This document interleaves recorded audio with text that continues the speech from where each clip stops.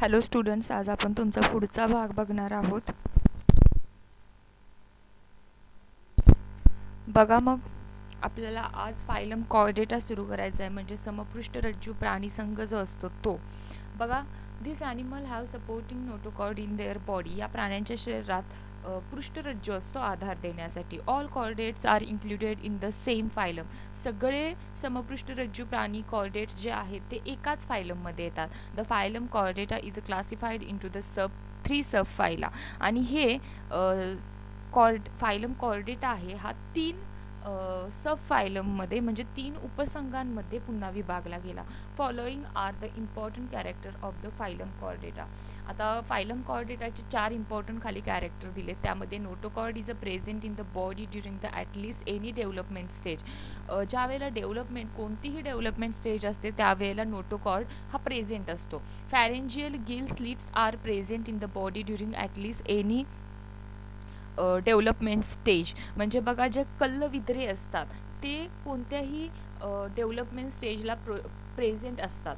Single tubular spinal cord is a present on the dorsal side of the body. बघा काय सांगितलेलं आहे, चेतारज्जू एकच असून पृष्ठबाजूस किंवा नळीसारखी पोकळीत असतो.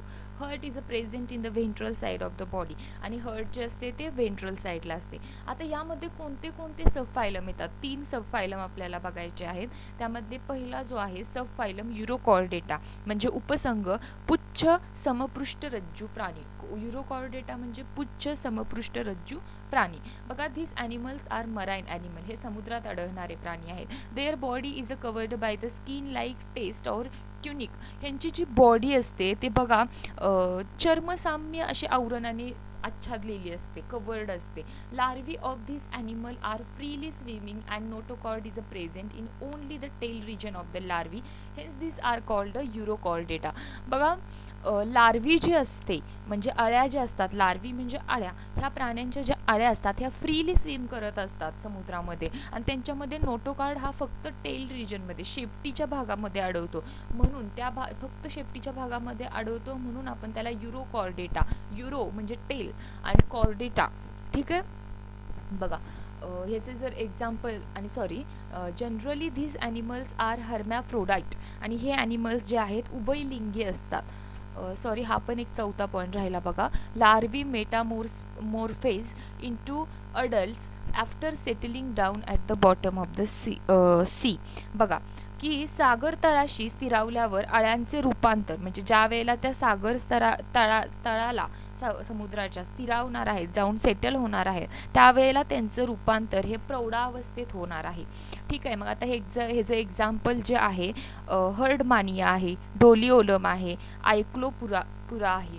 ठीक आहे. हे झाला पहिला फायलम. दुसरा जो आहे सब फायलम सिफॅलोकॉर्डेटा. बघा, आता सिफॅलोकॉर्डेटा म्हणजे शीर्ष समपृष्ठरज्जू प्राणी असं म्हटलं जातं. आता this are small fish like marine animal. हे सुद्धा मराईन ॲनिमल आहेत. Notochord is a present throughout the body length. बघा, पृष्ठरज्जू संबंध शरीराच्या लांबी इतका असतो, जेवढी शरीराची लांबी असेल तेवढा. Pharynx is a very large and content gill slit. कल्लविद्रे यांच्यामध्ये सुद्धा प्रेझेंट असतात. धिस ॲनिमल आर युनिसेक्च्युअल, म्हणजे हे एकलिंगी असतात. आणि ह्याचं उदाहरण आहे ॲम्पिऑक्सस. तिसरं जे आहे सब फायलम व्हर्टिब्रेटा और क्रॅनिएटा.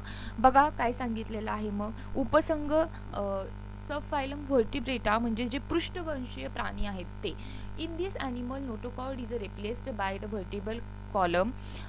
त्याचबरोबर in this animal head is a well developed, brain is protected by cranium, endoskeleton is either cartilaginous or bony, some chordate are jawless whereas some are jaw. याचा अर्थ काय होतो पहिल्याचा, की नोटोकॉर्ड रिप्लेस्ड होतो व्हर्टिबल कॉलमनं, म्हणजे पृष्ठरज्जू या जागी पाठीचा कणा असतो.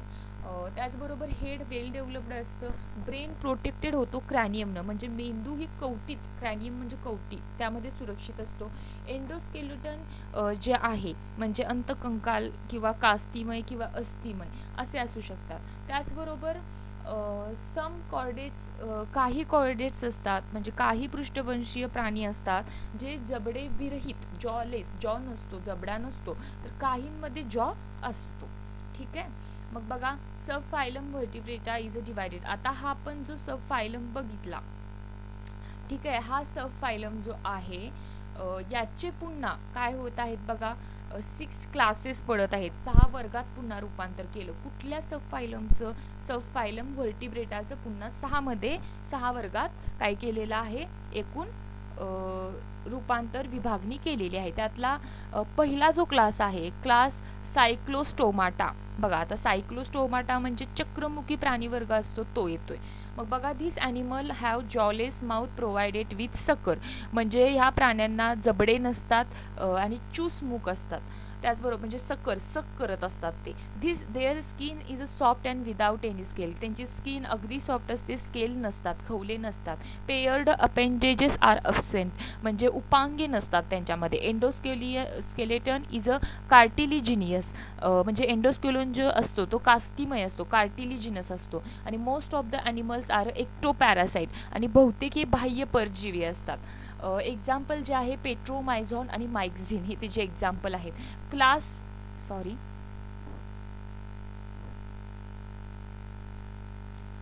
थोडं वर गेलो आपण. बघा क्लास पीसेस.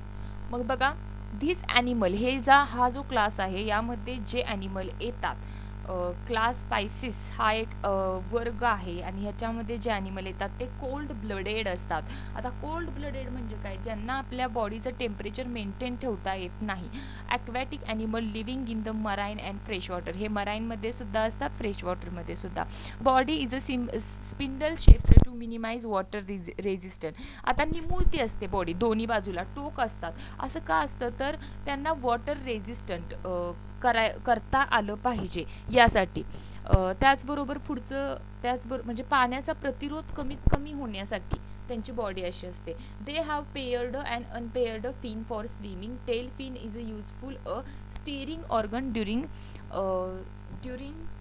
स्विमिंग. बघा, पोहण्यासाठी यांना काय असतं? पेयर्ड किंवा अनपेयर्ड फिन्स असतात. ठीक आहे. आणि त्याचबरोबर टेल फिन असतो हा युजफुल असतो, तो स्टेरिंग ऑर्गन म्हणून वापरला जातो. Exoskeleton in the form of the scale and endoskeleton is either cartilaginous or bony. Respiration occur with gills. श्वसन कल्याणद्वारे होतं. ह्याचं एक्झाम्पल जे आहे ते रोहू आहे, पॉम्फ्रेट आहे, त्याचबरोबर सी हॉर्स आहे, शार्क आहे, इलेक्ट्रिक रे आहे, स्टिंग रे आहे.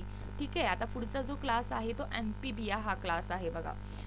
तिसरा, these animal are strictly aquatic during larval life and perform only aquatic respiration, whereas they can live in water as well as on land during adult life and can perform aquatic as well as aerial respiration. ज्या वेळेला हे this animal R हे aquatic असतात, ज्या वेळेला larval लाईफमध्ये ते असतात त्यावेळेला ते काय असतात? पाण्यात असतात आणि ॲक्वॅटिक रेस्पिरेशन त्यांचं सुरू असतं. पण ज्या वेळेला ते काय होतात? अडल्ट लाईफमध्ये येतात त्यावेळेला वेल डेव्हलप्ड होतात, त्यावेळेला ते पाण्यात आणि जमिनीवर दोन्ही सुद्धा राहू शकतात. They have 2 pair of appendages. Digits are without claw. Exoskeleton is a absent. बघा यांच्यामध्ये एक्झोस्केलेटन अब्सेंट आहे. Skin is a without any derivative and usually kept moist for respiration.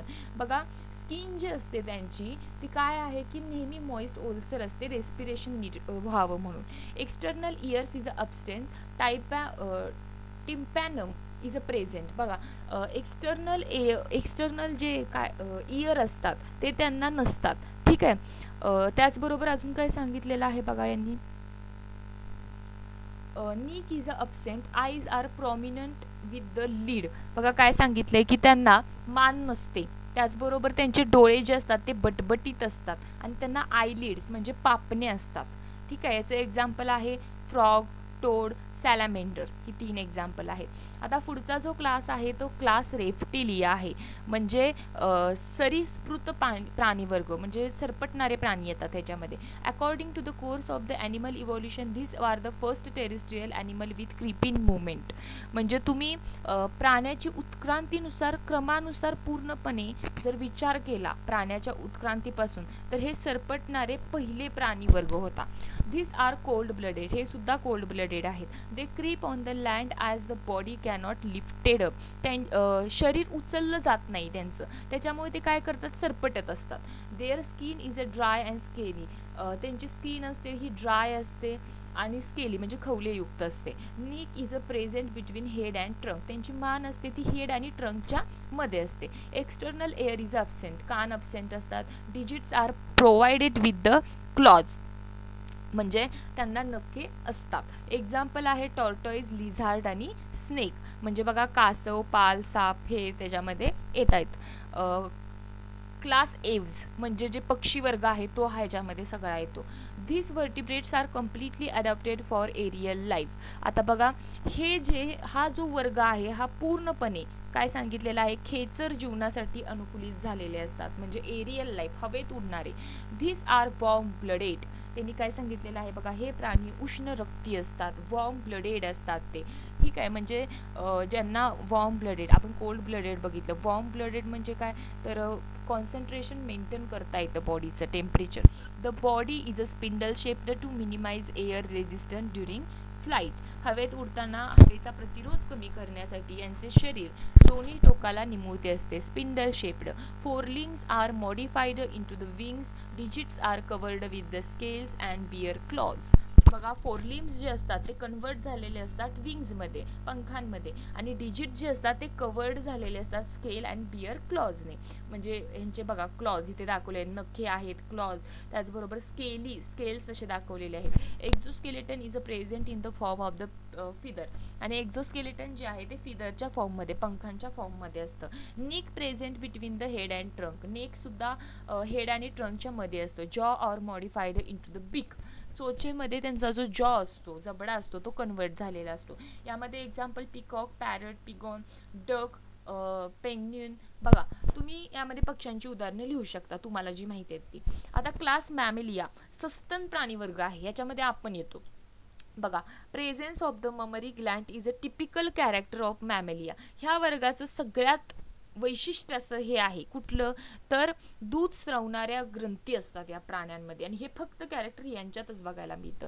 This animal are warm blooded, बघा आपण सुद्धा warm blooded आहोत, body temperature maintain असतं आपलं. Body is a divided into the head, neck, trunk, tail, शरीर जे असतं ते डोके, मान, धड, शेपूट यामध्ये विभागलेलं असतं. Digits are provided with nail, claws and hooves, बघा यामध्ये नखे, नखर, खूप इत्यादी असतात. Exoskeleton is in the form of the hair or fur, exoskeleton जो असतो तो केसांच्या किंवा लोकरीच्या स्वरूपात असतो. आता यामध्ये जर एक्झाम्पल द्यायचं झालं तर इलिफंट आहे, ह्युमन आहे, कांगारू आहे, डॉल्फिन आहे, बॅट आहे. ठीक आहे, बघा इथेपर्यंत आपण 6 वर्ग बघितलेले आहेत. एक गोष्ट लक्षात ठेवायची की व्हर्टिब्रेटा आपण कॉर्डेटा हा सुरू केलेला होता, बरोबर आहे का. कॉर्डेटामध्ये हा फायलम कॉर्डेटा जो आहे याच्यामध्ये एकूण 3 सब फायलम आहेत. युरोकॉर्डेटा, दुसरा सिफॅलोकॉर्डेटा आणि तिसरा व्हर्टिब्रेटा. तिसरा जो सब फायलम आहे व्हर्टिब्रेटा याचं एकूण 6 क्लासमध्ये रूपांतर झालं. क्लास सायक्लोस्टोमाटा, क्लास पायसेस, त्याचबरोबर क्लास ॲम्फिबिया, त्याचबरोबर क्लास लेप्टेलिया, क्लास एव्ज आणि क्लास मॅमेलिया.